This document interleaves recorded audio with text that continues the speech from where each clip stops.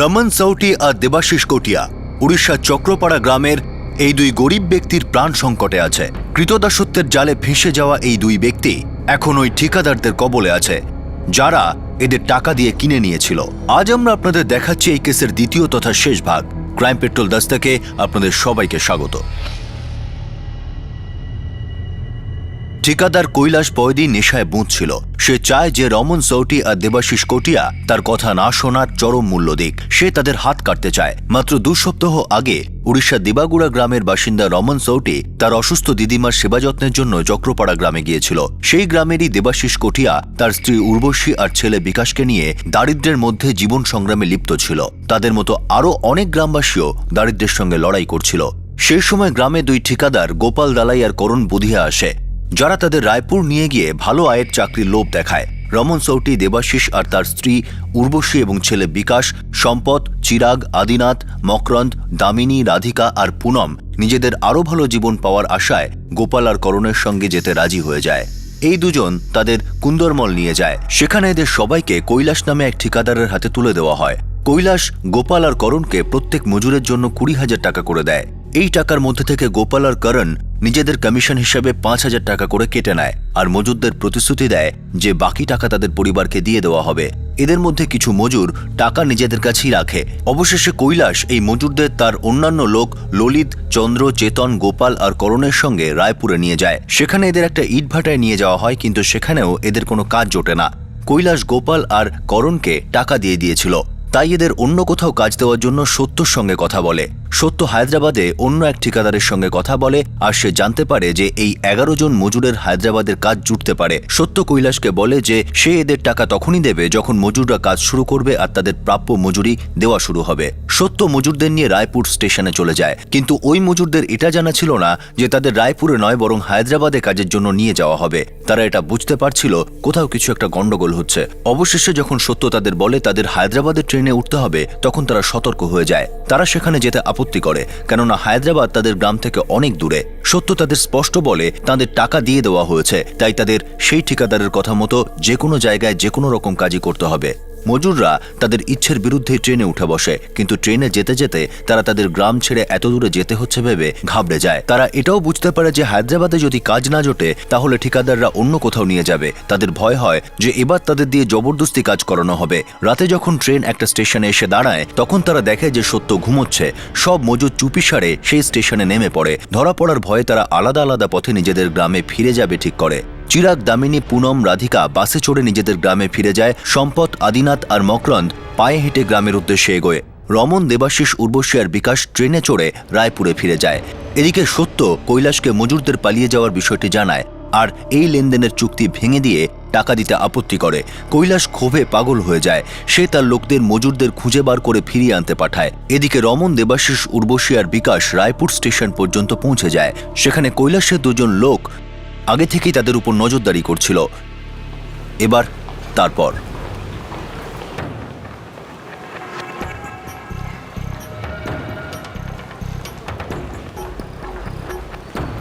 হ্যাঁ চেতন, আমি এক্ষুনি 2 জনকে দেখতে পেয়েছি।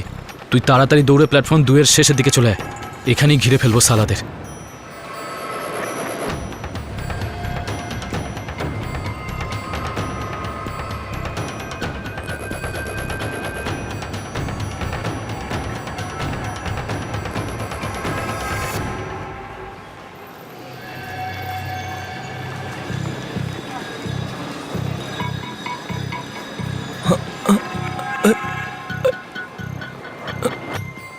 আমার হাতে একটা ছুরি আছে, যদি আওয়াজ করিস তাহলে এখানে খুন করে দেবো। আর আমার হাতে যে ছুরি আছে না, সেটা দিয়ে তোর পেটে হাওয়া মহল বানিয়ে দেবো। চুপচাপ চল আমার সঙ্গে।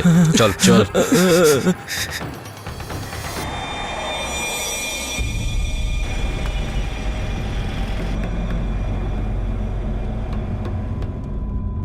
আমরা সত্যি জানি না ওরা কোথায় দাদা। আমরা আলাদা আলাদা রাস্তা ধরে গ্রামের উদ্দেশ্যে বেরিয়েছিলাম। আমরা তো এটাও জানতাম না যে আমরা ট্রেন থেকে কোন স্টেশনে নেমেছি।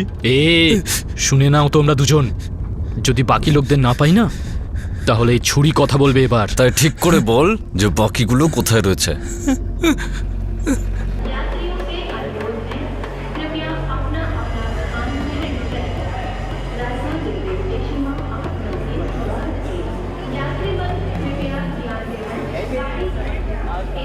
তোর বাবা এখনো আসছে না কেন?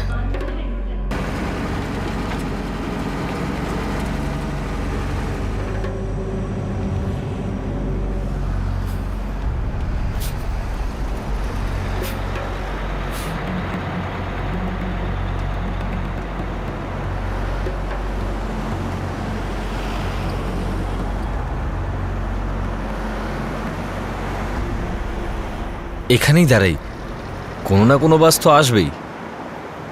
যদি কোনো বাস আমাদের চক্রপাড়া অবধি নিয়ে যায়।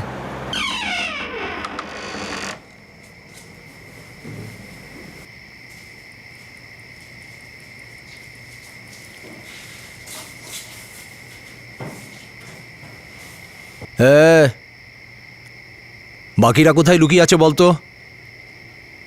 সত্যি সত্যি বল, না হলে মেয়েরে মুখ থেকে বের করব। দাদা, আমরা সত্যি জানি না যে ওরা কোথায় রয়েছে। দাদা, আমরা ভেবেছিলাম যে সবাই আলাদা আলাদা রাস্তা দিয়ে গ্রামে পৌঁছাবো। কোথায় যাবি পালিয়ে? টাকা দিয়েছি আমি তোদেরকে। আমি করণকে আমার টাকাটা আমার ঠাকুমাকে দিতে বলেছিলাম। আমি আপনার টাকা ফেরত এনে দেবো দাদা। আমার টাকাও গোপাল হয়তো আমার বাড়িতে দিয়ে দিয়েছে। আমরা আপনার সব টাকা ফিরিয়ে দেব কৈলাস দাদা। আমাদের যেতে দিন দাদা, আমরা আপনার সব টাকা ফেরত দিয়ে দেবো। ওটা তো ফেরত দিতেই হবে। যতক্ষণ না তোদের সবাইকে পাচ্ছি, তোরা দুজন কোথাও যাবি না। আর যদি সবাইকে না পাই, তাহলে আমার পুরো টাকা তোদের দুজনের থেকে উসুল করব, বুঝেছিস? এদের দুজনকে আটকে রাখ, যাতে শুধু বেঁচে থাকে এরকম খেতে দিস, একটা দানাও বেশি নয়। হ্যাঁ দাদা।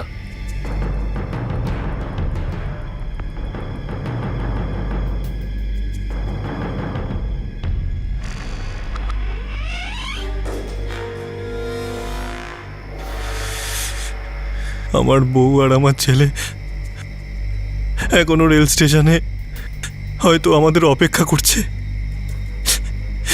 ওদের দুজনের কাছে তো কোনো টাকাই নেই।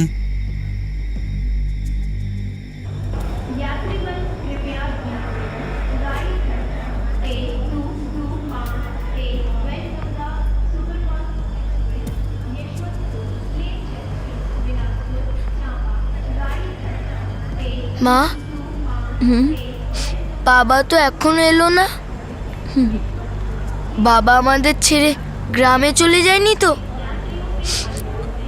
না বাবা, তোর বাবা আমাদের এখানে একা ফেলে গ্রামে কি করে যাবে?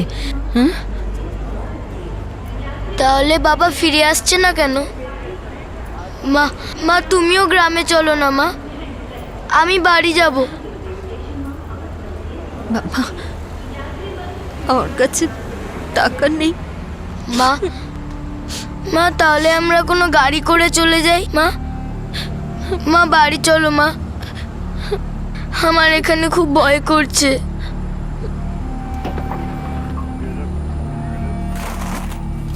দাদা, হ্যাঁ বলুন দিদি। চক্রপাড়া যাওয়ার কোনো ট্রেন আছে? একটা প্যাসেঞ্জার ট্রেন আসবে আধ ঘন্টার মধ্যে, কালকের মধ্যে পৌঁছে যাবেন আপনি। চলো কাকা, বন্ধ করো এটা।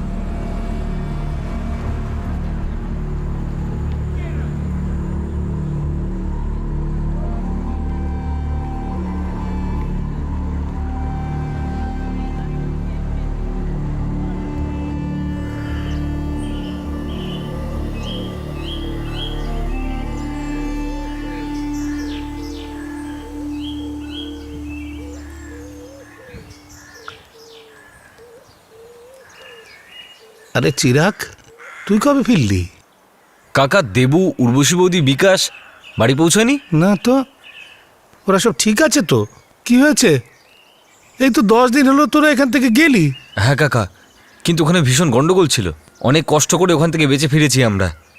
দেবু, উর্বশী বৌদি, বিকাশ আর রমন ট্রেনে এসেছিল তো। হে ভগবান, কোথায় গেল ওরা? জানি না কাকি, কিন্তু এতক্ষণ তো চলে আসা উচিত। আমি একটা কাজ করছি, আমি রমনের ঠাকুমাকে গিয়ে জিজ্ঞেস করি।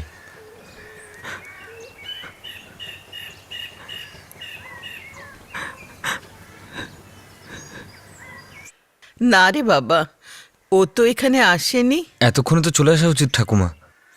হতেও পারে যে রাস্তা থেকে আছে। রমণের মা বাবা তো এটাও জানে না যে ও কাজের জন্য গ্রামের বাইরে গেছে। কোথাও কোনো বিপদ যেন না হয়। আমার তো খুব ভয় লাগছে। তুমি রমনের বাবাকে ফোন করবে? হ্যাঁ ঠাকুমা, কিন্তু ওদের কাছে ফোন আছে তো? হ্যাঁ আছে। আমি এক্ষুনি করছি। ঠিক আছে।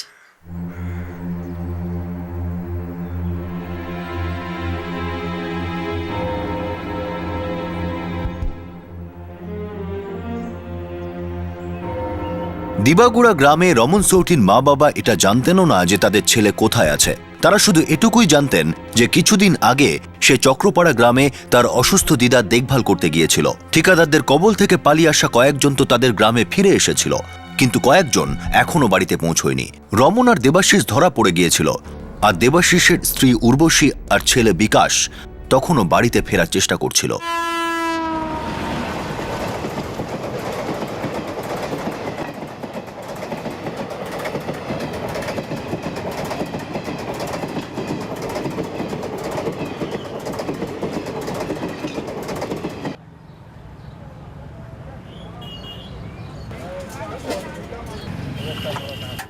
চারজন লোক গ্রামে পালিয়ে গেছে।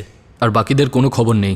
কেউ যদি গ্রামে ফিরে আসে বা রাস্তায় ধুলো চেটে মরে, টাকা তো এদের দুজনকেই মেটাতে হবে। 2,20,000 শুনেছ তোমরা? আমি যদি আমার টাকা না পাই আমি তোমাদের ছেড়ে দেবো না। কিন্তু দাদা, আমি তো মাত্র 15,000 টাকা পেয়েছিলাম। আমিও 3 জনের জন্য 45,000 টাকাই পেয়েছিলাম, যেটা আমি গোপালকে দিয়ে দিয়েছিলাম আমার বাড়িতে পাঠাতে। 2,20,000 টাকা আমরা কোথা থেকে পাবো দাদা? আমরা যত টাকা পেয়েছি সেটা আমরা আপনাকে ফেরত দিয়ে দেবো। আমি কি শুধু একটা কাজ নিয়ে পড়ে আছি যে সবার পিছনে ঘুরে ঘুরে টাকা আদায় করব? আমাকে বোকা পেয়েছিস নাকি তুই? হ্যাঁ, এত খরচা করেছি তোদের ওপর, এখানে ডাকলাম, খেতে দিয়েছি, থাকতে দিয়েছি। এবার তোমরা দুজন আমার টাকা আনবে, না হলে মরবে।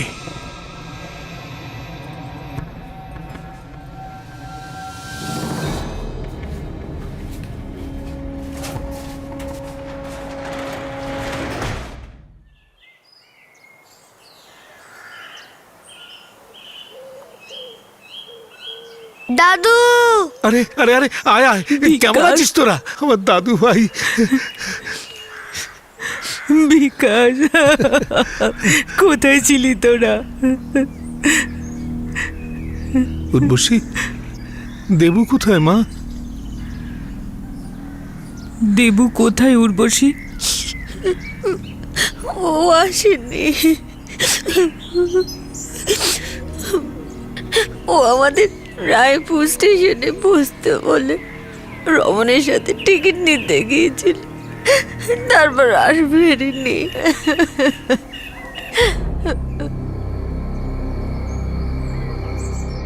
তো ওরা তোমাদেরকে স্টেশনে ছেড়ে চলে গেছে? ও চক্রপাড়া যাওয়ার ট্রেনের খোঁজ নিতে গিয়েছিল, তারপর আর ফেরেনি। হতে পারে কোনো কাজ পেয়ে গেছে, ওখানেই চলে গেছে হয়তো। এভাবে কি করে যাবে সাহেব? ওদের একলা ফেলে আরো 10 জন লোক গ্রাম থেকে গিয়েছিল কাজের জন্য। ওইখান থেকে ওদের জোর করে হায়দ্রাবাদ নিয়ে যাচ্ছিল। হয়তো ওখান থেকে পালিয়ে গেছে, কিন্তু এখান থেকে তোরা নিজের মর্জিতে গিয়েছিল। আমি ওদের নিখোঁজ হওয়ার কমপ্লেন এখান থেকে নিতে পারবো না। আমার ছেলে কোনোভাবেই ওর বউ বাচ্চাকে ফেলে স্টেশন থেকে চলে যাবে না। যদিও কাজও পেয়ে থাকে তাহলে ফোন করে তো বলতো আমাদের। সাহেব, ফোন আছে আমার কাছে। আচ্ছা আচ্ছা, ঠিক আছে। যখন ওদের জোর করে হায়দ্রাবাদে নিয়ে যাওয়া হচ্ছিল তখন ফোন করেছিল আপনাকে? ওরা আমাদের মাঝ রাস্তায় জানিয়েছিল যে ওরা আমাদের হায়দ্রাবাদ নিয়ে যাচ্ছে। আমি তোমাদের এই আগামাথা ছাড়া গল্পকে বিশ্বাস করে নিয়ে কোনো কমপ্লেন লিখবো না। তোমাদের ছেলে যখন নিজের মর্জিতেই গেছে, দেখবে আবারও নিজেই ফিরে আসবে। পুলিশ এই সব কাজের জন্য বসে নেই। চলো বেরো এখান থেকে। সাহেব, বেরো।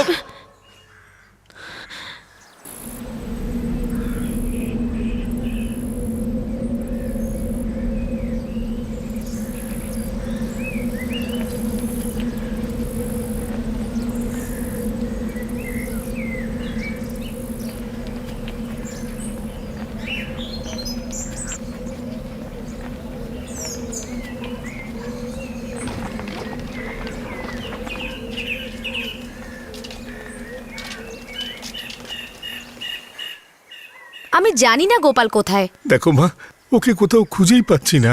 হ্যাঁ বৌদি, দেবু আর রমন তো রায়পুর স্টেশনেই ছিল, কে জানি ওখান থেকে কোথায় গেল। তো আমি কি করব? আমি বললাম না যে গোপাল ওর কাজ নিয়ে বাইরে গেছে। আমি জানি না ও কোথায় গেছে। ওই করণ কোথায় থাকে? আপনি সামনের পাড়ায় যান, ওখানেই ওর বাড়ি। চলো। চলো চলো চলো।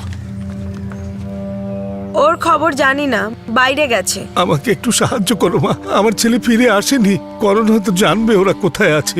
আমি বললাম তো আপনাদের, আর এক কথা কতবার বলবো আপনাদেরকে, আমি জানি না ও কোথায় গেছে আর কবে ফিরবে।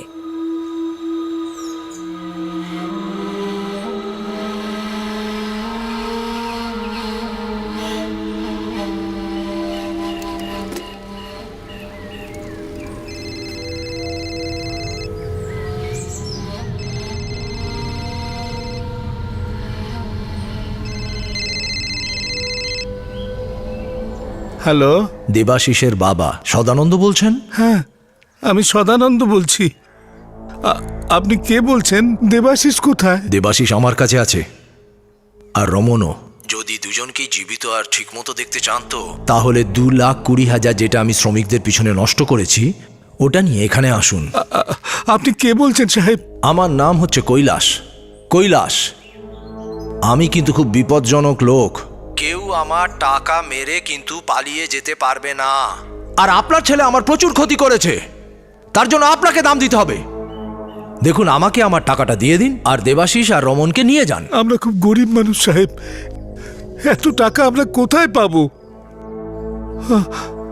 আমার বউ আর নাতি যখন কাজে গিয়েছিল, করণ আমাকে 45,000 টাকা দিয়েছিল। ও সব টাকা আমি আপনাকে দিয়ে দেব। না, 45,000 নয়, পুরো 2,20,000 টাকা। আর কান খুলে শুনে নিন, আমি এসব কিছু শুনতে চাই না যে টাকাটা আপনি কোথা থেকে আনবেন বা কিভাবে ব্যবস্থা করবেন। আজ সন্ধ্যের মধ্যে টাকাটা আমি যদি না পাই তো আমি দুজনকে প্রাণে মেরে দেবো। না না, এইরকম কথা বলবেন না সাহেব। সাহেব,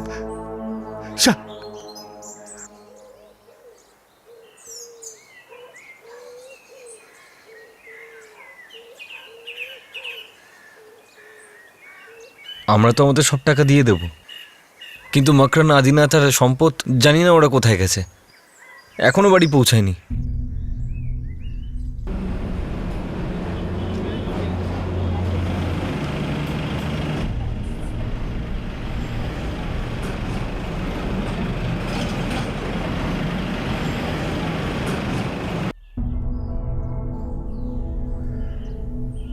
যদি সন্ধ্যের মধ্যে টাকা না দিই তাহলে দেবাশিস আর রমনকে ওরা মেরে ফেলবে।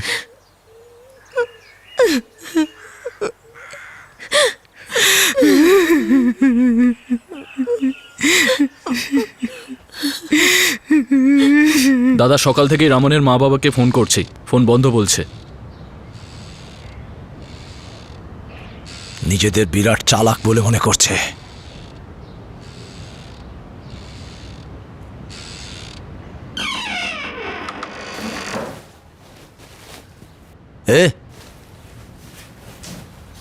কি ভেবেছিলি আমাকে ভুল নাম্বার দিয়ে বেঁচে যাবি? না দাদা, আমি ঠিক নাম্বারই দিয়েছিলাম। ফোনটা বন্ধ বলছে। দাদা, আমাদের গ্রামে কারেন্ট সবসময় থাকে না, তার জন্য হয়তো ফোন লাগছে না। আমরা খুব গরিব মানুষ কৈলাসবাবু, আমাদের ছেড়ে দিন। এই, তোরা আমার 2,20,000 নিয়ে গরিব বানিয়ে দিলি, তার কি হবে? তোর বাবা যদি আজ রাতের মধ্যে টাকা না নিয়ে আসে, তোরা দুজন তাহলে শেষ।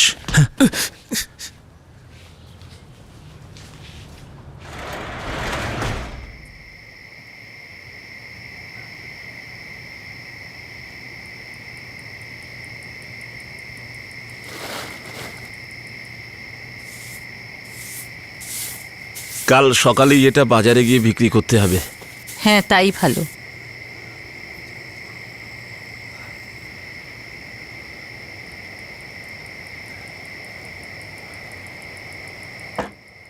দেবাশিসের বাবার এত টাকা দেওয়ার সামর্থ্য ছিল না, আর রমনের মা বাবা তার দুরবস্থার কথা জানতেনও না। কৈলাস সেটা কিছুতেই মেনে নিতে পারছিল না যে তার টাকা দিয়ে কেনা মজুররা তাকে ঠকিয়ে গেছে। সে বদলা নিতে চাইছিল। দাদা, আমার মনে হয় না যে তুমি টাকাটা ফেরত পাবে। হ্যাঁ দাদা, তুমি এবার এটাই ধরে নাও যে ব্যবসায় ক্ষতি হয়েছে আমাদের। না, দেখিস, এত সহজে আমার টাকা আমি ওদের মারতে দেব না। এমন শিক্ষা দেব ওরা ভালো করে বুঝতে পারবে আমার টাকা মারার পরিণতি কি হতে পারে।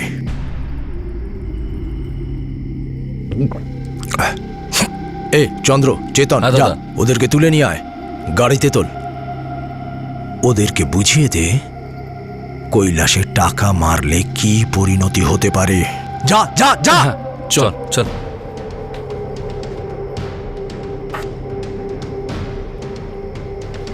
চল। আমাকে কোথায় নিয়ে যাচ্ছ দাদা? ক্ষমা চাইছি আপনাদের কাছে, আপনার পায়ে পড়ছে, ছেড়ে দিন আমাদের। চল চল।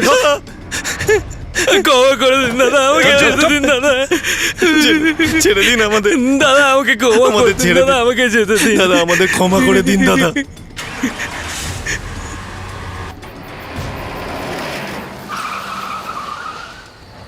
চল নাম, চল চল।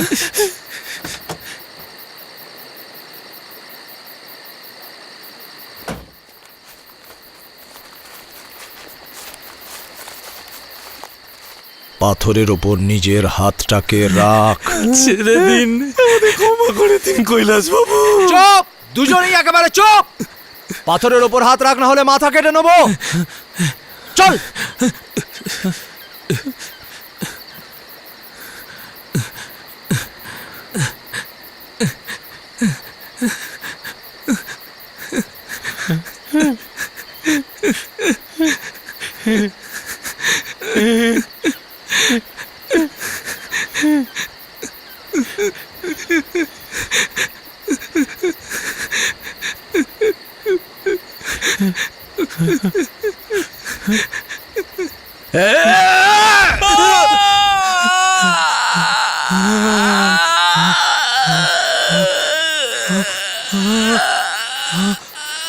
এই দেবু, চল, হাত রাখ পাথরে। আমাকে না বলছিস, তোর এত সাহস? আরে ধরে নিয়ে আয় ওকে।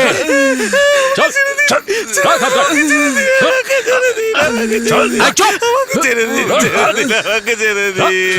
আরে শোন, তোর হাতটা পিছনে নে। আমাকে ছেড়ে দিন।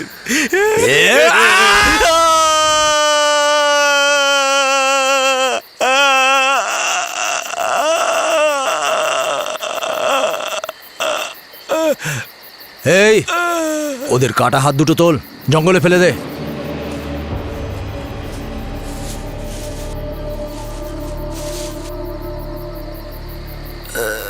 এই নে।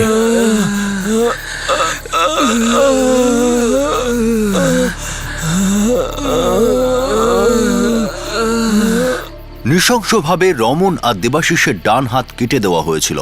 টাকার লোকসান হওয়ার কারণে ক্ষোভে পাগল হয়ে যাওয়া কৈলাস চাইছিল যেন ওরা আর কারো জন্য কাজ না করতে পারে।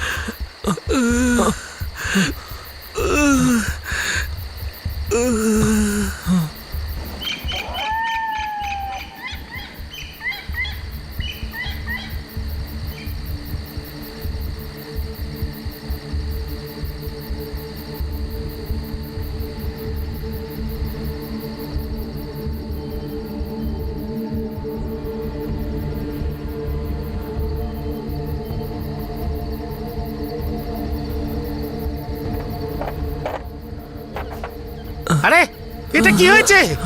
আরে আরে কি করে হলো? আমাদের সাহায্য করুন আমাদের। আরে ভগবান, তোমাদের হাত কি করে কাটলো? ওই কৈলাস দাদা আমাদের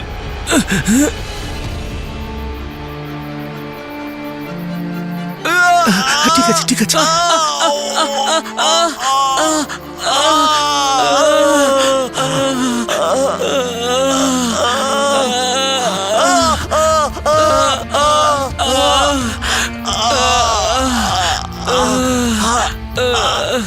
পৌনে 6টার সময় বাস আসবে, তোমরা তাতে করে দেবতাগিরি চলে যাও, ওখানে হাসপাতাল আছে, একটু ধৈর্য ধরো।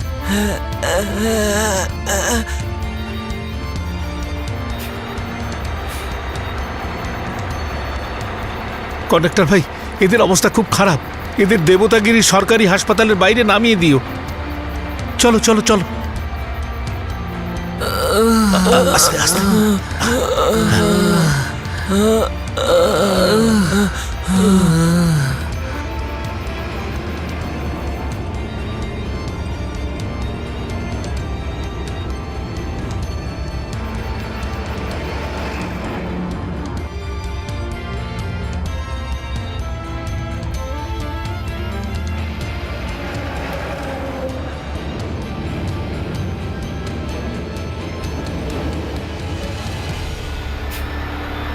ও দাদা, ও দাদা, এখানেই নেমে যান, এখান থেকে হাসপাতাল 5 মিনিট দূরেই।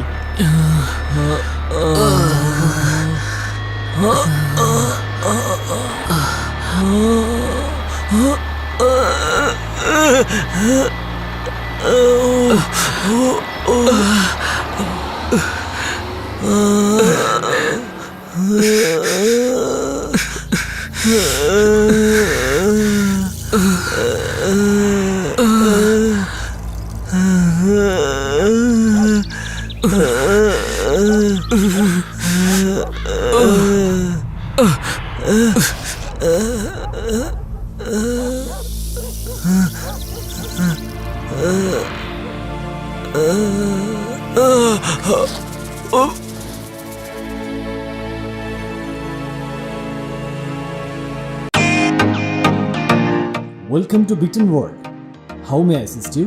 নতুন ফ্ল্যাটের জন্য একটা স্ট্যান্ড ফ্যান আর কুলার নেব। এই পচা গরম থেকে একটু স্বস্তি চাই। বাজার চলতে সব ব্র্যান্ড আর ভরসাযোগ্য নয়। তার জন্য তো আমাদের ফ্যান আছে, all purpose bullet table fan, ceiling fan. আমাদের সিলিং ফ্যান কিন্তু 30 মাসের ওয়ারেন্টি সহ পাওয়া যায়।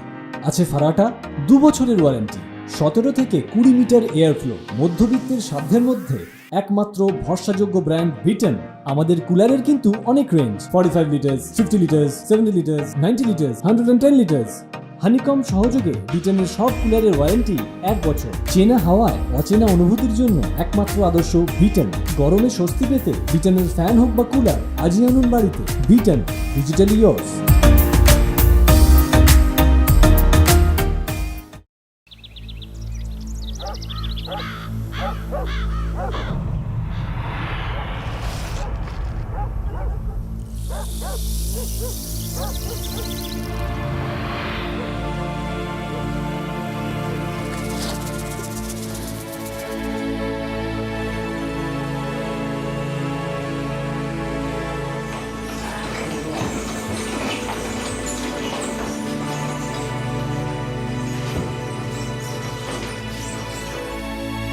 স্যার, পুলিশ একে এখানে এনেছে, দুজনেই রাস্তায় আহত হয়ে পড়েছিল। মাই গড, এর তো হাত কেটে দেওয়া হয়েছে। ওই পেশেন্টকে চেক করো। স্যার, এরও হাত কাটা হয়েছে।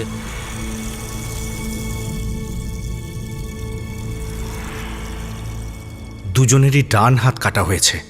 আমাদের কিছু সার্জারি করতে হবে রক্ত বন্ধ করতে। কিন্তু ডাক্তারবাবু, এখনো পর্যন্ত জানা যায়নি লোকগুলো কারা। সার্জারি করার আগে আমরা ওদের কিছু পেইন কিলার আর ইনজেকশনস দেব। আপনি চাইলে ওদের সাথে কথা বলতে পারেন, কিন্তু সম্ভবত এই মুহূর্তে ওরা কিছু বলতে পারবে না। Thank you doctor.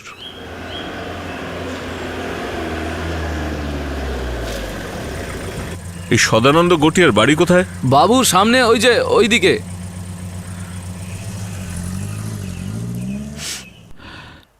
সাহেব কোথায় আছে ওরা? সরকারি হাসপাতালে ওর অপারেশন হবে। আপনি বলতে পারবেন রমন সতীর ঠাকুমা কোথায় থাকেন? দেবাশিস শুধু ওনার নামই নিতে পেরেছে। রমনের এখনো জ্ঞানও ফেরেনি। ও বাসায় থাকে, আর রমনের মা বাবা দেবাগুড়ি গ্রামে থাক।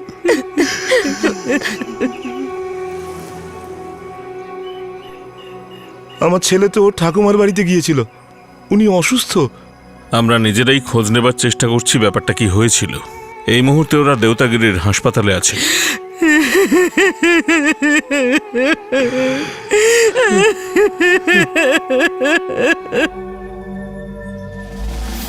ওরা আমাদেরকে পাশের একটা গ্রামে নিয়ে যায়, কুন্ডারমল। ওখানে আমরা শুধু গোপাল আর করণকেই চিনতাম। সেখান থেকে আরেকজন লোক আমাদেরকে রায়পুরের ইটভাটায় নিয়ে যায়, আর ওখান থেকে আরেকজন লোক আমাদেরকে রেল স্টেশনে নিয়ে যায়, আর ওই আমাদেরকে বলে যে ও আমাদের হায়দ্রাবাদ নিয়ে যাচ্ছে। আমরা বলেছিলাম যে আমরা এত দূর যেতে পারবো না, কিন্তু ও আমাদের একটাও কথা শোনেনি। সেজন্য আমরা চুপচাপ ওখান থেকে পালিয়ে আসি। তারপর আমরা ঠিক করি যে সবাই আলাদা আলাদা রাস্তা দিয়ে গ্রামে আসব, কিন্তু দেবু আর রমন ফিরেই এলো না।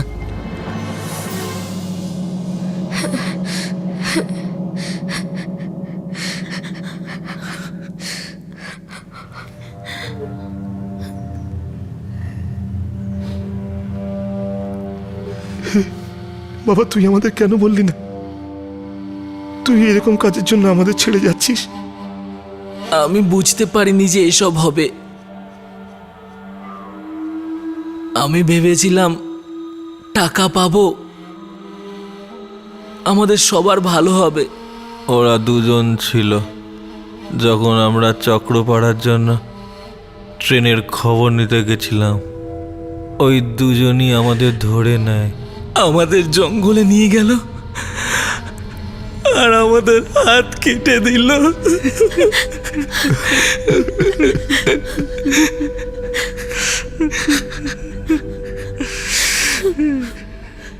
যদি ওদের কাটা হাত পাওয়া যায় তাহলে আমরা রিকনস্ট্রাকশন সার্জারি করতে পারি, কিন্তু খুব তাড়াতাড়ি হাত দুটো পাওয়া দরকার, তবেই আমরা কিছু করতে পারবো। ডাক্তারবাবু, আমরা সমস্ত অপরাধীকে ধরবার চেষ্টা করছি।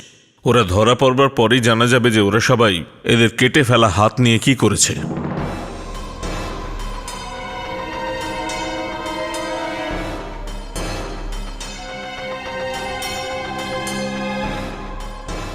আমি কিচ্ছু জানি না সাহেব। যখনই ও কাজে যায় তখনই ওর ফোনটা বন্ধ করে রাখে। যদি কিছু জানতে পারেন তাহলে পুলিশকে খবর দিন। যদি গোপাল না পাওয়া যায় তাহলে বিপদে পড়বেন আপনারা। এক সপ্তাহ ধরে ওর কোনো খবর জানি না সাহেব। ওর তো কোনো ফোনও আসেনি আমার কাছে। কোথায় থাকতে পারে ধারণা আছে? না সাহেব, ও আমাকে কিচ্ছু বলে না।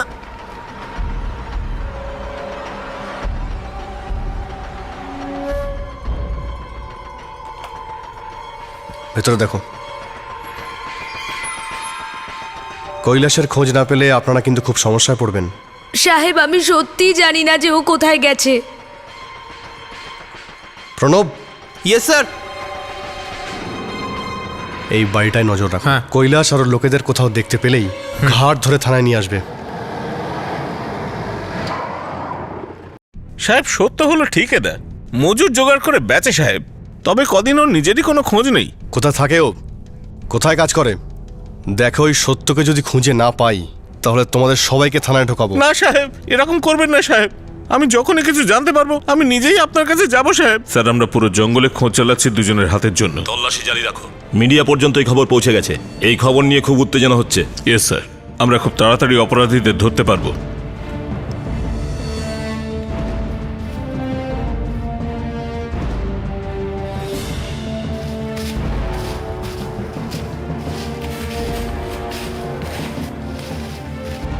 নেই স্যার। স্যার, স্যার মনে হচ্ছে কোনো জঙ্গলি জানোয়ার খেয়ে নিয়েছে। হ্যাঁ, হতে পারে, কিন্তু খুঁজতে থাকো। ঠিক আছে, তন্ন তন্ন করে খোঁজো।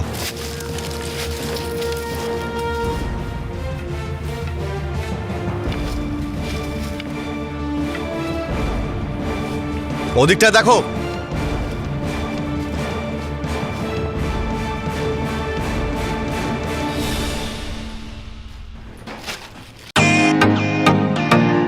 Welcome to Beaten World. How may I assist you? নতুন ফ্ল্যাটের জন্য একটা স্ট্যান্ড ফ্যান আর কুলার নেব। এই পচা গরম থেকে একটু স্বস্তি চাই। বাজার চলতে সব ব্র্যান্ড আর ভরসাযোগ্য নয়। তার জন্য তো আমাদের ফ্যান আছে, all purpose bullet table fan, ceiling fan. আমাদের সিলিং ফ্যান কিন্তু 30 মাসের ওয়ারেন্টি সহ পাওয়া যায়। আছে ফারাটা 2 বছরের ওয়ারেন্টি, 17 থেকে 20 মিটার এয়ার ফ্লো, মধ্যবিত্তের সাধ্যের মধ্যে একমাত্র ভরসাযোগ্য ব্র্যান্ড বিটেন। আমাদের কুলারের কিন্তু অনেক range, 45 litres, 50 litres, 70 litres, 90 litres, 110 litres. Honeycomb সহযোগে বিটেনের সব কুলারের ওয়ারেন্টি 1 বছর। চেনা হাওয়ায় অচেনা অনুভূতির জন্য একমাত্র আদর্শ বিটেন। গরমে স্বস্তি পেতে বিটেনের ফ্যান হোক বা কুলার, আজই আনুন বাড়িতে। Beaten, digitally yours.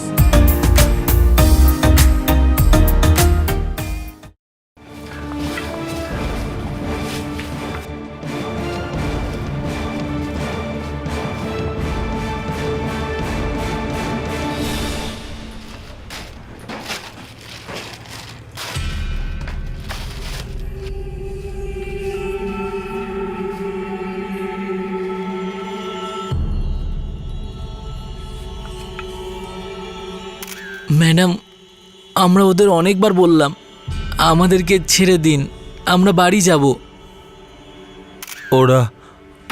ওরা আমাদের থেকে 2,20,000 টাকা চেয়েছিল, আমরা দিতে পারিনি, তাই আমাদের ধরে হাত কেটে দিয়েছে। আমরা ওদেরকে বলেছিলাম যে আমরা হায়দ্রাবাদ যাব না, তাও ওরা শোনেনি, আমাদেরকে জোর করে হায়দ্রাবাদ নিয়ে যাচ্ছিল।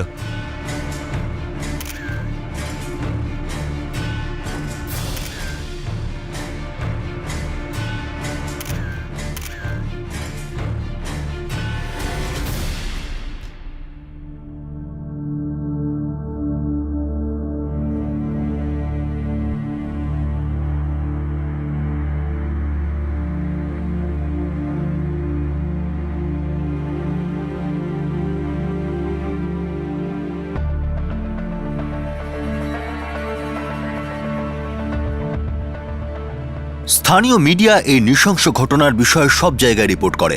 বেশ কিছু মানবাধিকার সংগঠন এই ঘটনার বিষয়ে খুব সিরিয়াসলি প্রচার করতে থাকে। অনেক খোঁজাখুঁজি সত্ত্বেও দেবাশিস আর রমনের কাটা হাতের কোনো সন্ধান পাওয়া যায়নি। অপরাধীদের ধরার জন্য পুলিশের উপর চাপ বেড়ে চলেছিল। স্যার, এইমাত্র আমি ওদের গাড়িটা জঙ্গলে দেখলাম স্যার, আর ওদের গাড়িটা বন্ধ হয়ে পড়ে আছে। তাড়াতাড়ি করো, ওদের গাড়ি জঙ্গলে খারাপ হয়ে গেছে। ওদের গাড়ি ঠিক হবার আগে আমাদের পৌঁছতে হবে। Yes sir.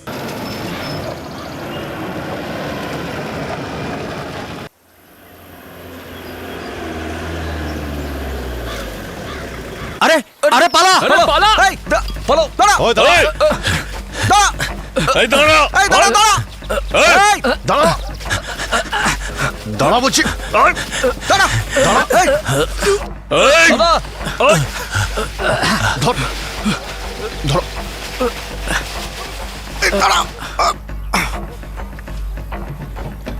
চল, আরে স্যার, চল, চল, চল।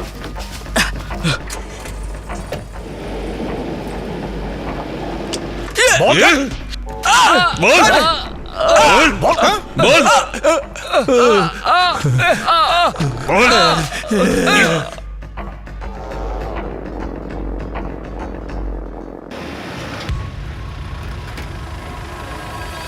স্যার, আরে স্যার, আমি কিছু করিনি স্যার। স্যার শুনুন, আরে ঠিকাদার গোপাল দালাই আর করণ বুধিয়া পুলিশকে সত্য বিসওয়ালের ঠিকানা জানিয়ে দেয়।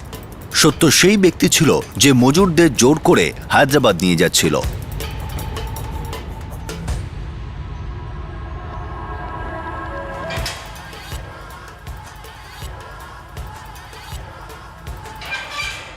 স্যার, এরা বিভিন্ন রাজ্যের গ্রাম থেকে গরিব লোকদের লোভ দেখিয়ে নিয়ে এসে বন্ধুয়া মজদুর হিসেবে ছেড়ে দিত আর নিজেদের কমিশন নিত। বোঝাই যাচ্ছে এটা 1-2 দিনের কাজ নয়। এই মাফিয়ারা এই কাজে অনেক দিন ধরেই ব্যস্ত আছে। স্যার, আমাদের কাছে পুরো ডিটেলস আছে, আর আমরা খোঁজ নিয়ে দেখেছি এরা কারা আর কোথায় কোথায় সাপ্লাই করত। আমার এই কেসের সমস্ত ডিটেলস চাই, কালেক্টর অফিসে পাঠাতে হবে। সুপ্রিম কোর্টও রমন ও দেবাশিসের এই কেসটাকে সুমোটো নোটিশ দিয়েছে। স্যার,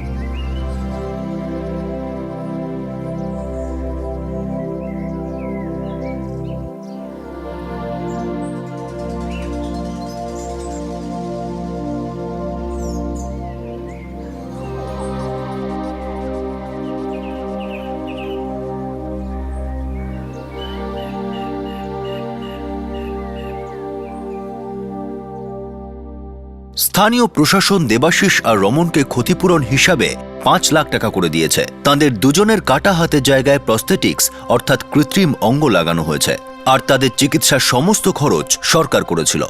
সুপ্রিম কোর্ট এই কেসে সুমোটো নোটিশ দেওয়ার সাথে সাথে এর সময়োচিত তদন্ত আর বিস্তারিত রিপোর্ট দেওয়ার আদেশ দেয়।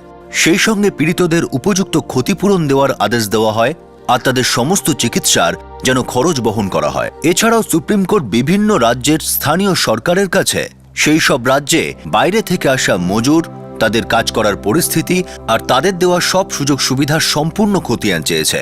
সব অভিযুক্তকেই গ্রেফতার করা হয়েছে।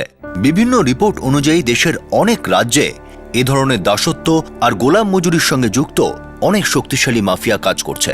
এটা কোটি কোটি টাকা লাভজনক ব্যবসা। এটা এমন একটা ব্যবসা যা মানুষের জীবন আর ঐতিহ্যকে সর্বসমক্ষে অপমান করে, মানবাধিকারকে ঘোরতর অপমান করে। প্রশাসনের গোপন আঁতাত ছাড়া কি এত বড় ব্যবসা এইভাবে খোলাখুলি চলতে পারে? আর এটা কোনো নতুন অপরাধ নয় যা এইভাবে হঠাৎ সামনে এলো। এসব কেসগুলো মনরেগা বা রোজগারের আশ্বাসমূলক দরিদ্রদের জন্য তৈরি করা স্কিমগুলোর বিরুদ্ধেও প্রশ্ন তোলে, যারা এসব গ্রামগুলোকে প্রগতির পথে নিয়ে আসার দাবি করে থাকে। এক্ষেত্রে দ্বিতীয় সত্য এটাও যে শ্রমিকের উপর পুরোপুরি নির্ভরশীল ক্ষেত্রগুলোতেও অনেক সময় ন্যূনতম বেতন অর্থাৎ মিনিমাম ওয়েজেসও এই মজুরদের ভাগ্যে জোটে না। অনেক ধরনের কমিশন আর দালালির পর অবশেষে এরা নামমাত্র টাকা পেয়ে থাকে। অনেক সরকারি নিয়ম আর ব্যবস্থা থাকা সত্ত্বেও এসব খোলাখুলি হচ্ছে। যেটা হয়েছে সেটা খুবই লজ্জাজনক ঘটনা, কিন্তু এটা কেবল একটিমাত্র কেস নয়। এমন না জানি কত ঘটনা রয়েছে যার খবর মিডিয়ার কাছে এখন এসে পৌঁছয়নি। প্রয়োজন একটা দৃঢ় সংকল্পের, একটা শক্তিশালী প্রয়োগ পদ্ধতির, যা নিশ্চিত করবে যে এমন অপরাধ আর কখনো ঘটবে না। আপনাদের সাথে আবার দেখা হবে ক্রাইম পেট্রোল 10 থেকে আরও একটা নতুন কেস নিয়ে। ততক্ষণ নিজের খেয়াল রাখবেন, সুরক্ষিত থাকবেন, আর মনে রাখবেন মানুষ হওয়ার সুবাদে আমাদের সবার কর্তব্য একটাই, যে আমরা নিদেন পক্ষে একজন মানুষের মতো আচরণ করি। জয় হিন্দ।